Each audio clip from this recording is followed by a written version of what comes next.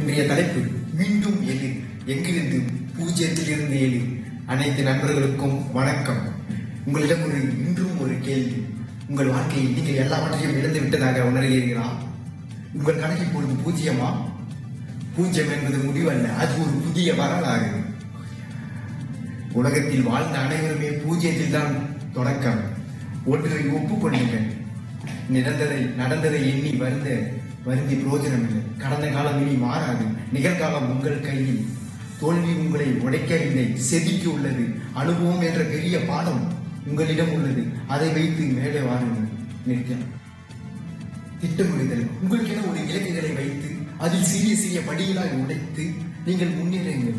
உங்கள் வாழ்க்கையில் உங்களுக்கு என்ன வேண்டும் என்பதை யோசியுங்கள், அதை செய்யுங்கள். மற்றவர்கள் பேச்சை புறக்கணிங்கள். உங்கள் உழைப்பில் கவனத்தை செலுத்துங்கள். இல்லை என்றில் இன்னும் நீங்கள் அங்கேதான் உட்கார்ந்து இருப்பீர்கள். மேலே எழுந்து வாருங்கள். எல்லாம் உங்களுக்காக பறந்து விரிந்து காற்று இருக்கிறது. சாம்பலில் எழுந்து பினிக்ஸ் பறவை போல நீங்கள் எழுதுங்கள்.